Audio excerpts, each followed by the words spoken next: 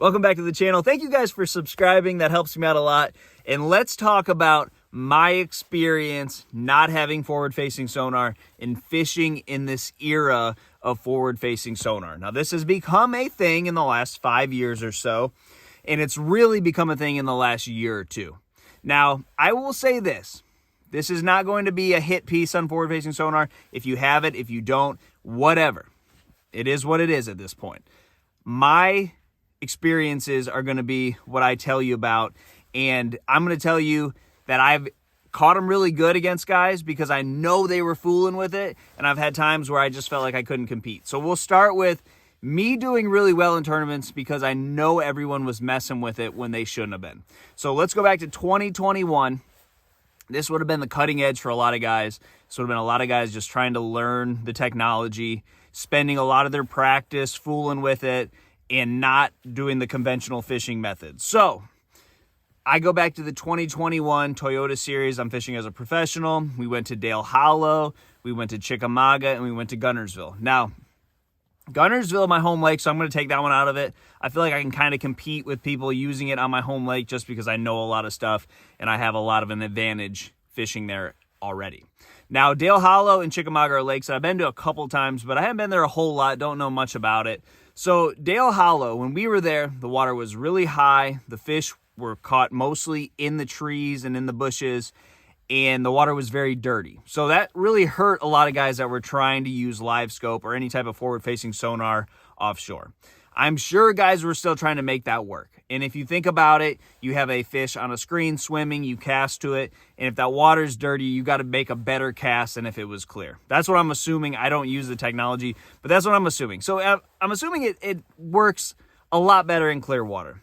And we didn't have clear water, but I'm sure guys were still out there messing with it. Now, the other tournament was Chickamauga. Now, you had a lot of fish that were spawning and post-spawn, but still hanging out around shallow water. And I'm sure there, again, a lot of guys were messing with that technology when they just had not figured it out yet. Instead of spending 12 hours practicing just your typical conventional Tennessee River techniques, fishing shallow, maybe graphing fish offshore, whatever it may be, I don't think they were spending that much time doing that because they were trying to be on the cutting edge of this new technology. So they're out there trying to live scope fish when they just weren't really good at it yet. And I want to say that that's the reason why I did well in those tournaments. To be honest, I really think not fooling with it helped me a lot. Now, fast forward the next year in the Toyota Series, we went to Dale Hollow. The water was clear, and everyone crushed them doing it. So it's one of those things where I've seen it on real windy days, real sunny, windy days, where the sun will put the fish on the bottom and wind will make your boat go up and down, giving you a fuzzy picture on your transducer and not being able to catch fish using forward-facing sonar. But I've also seen days where it's cloudy and calm and they just flat out crush them to where I can't even compete. Now, something that I've heard quite a bit is that the shallow fishing should get better, like it did back from 2014 to 2017 when everyone was using side imaging and downscan. They were fishing offshore predominantly. Everyone went to the lakes in the summertime knowing that's where the tournaments were going to be won. So they never even would check the bank. You have a guy like me in an aluminum boat, shallow fishing strengths of mine, and having it all to myself. I'd done very well in tournaments that way. I was on the cutting edge of this shallow fishing craze, and there just weren't a lot of people doing that.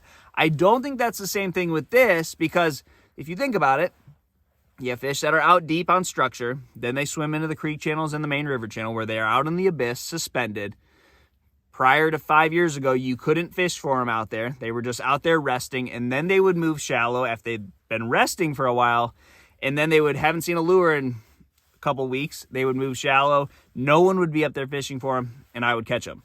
Now they're offshore on a piece of structure. They get fished for. They move off that. They are out in the creek channels, in the main river channel, in the abyss, I call it, and people are hitting them in the head with lures all day. They're getting fished for. They're getting the same pressure that they would if they were shallow or if they were deep structure.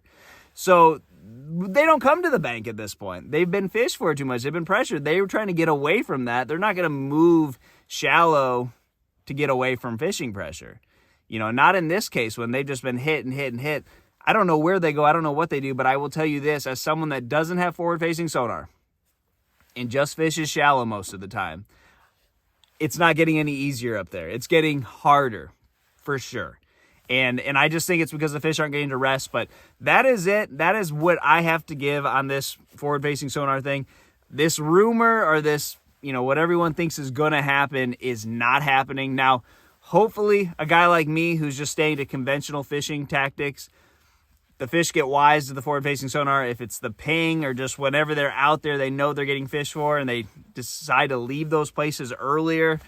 That could, I don't know, maybe help me. But right now, it's not. So that is it. Good luck to you guys, and I'll see you on the water.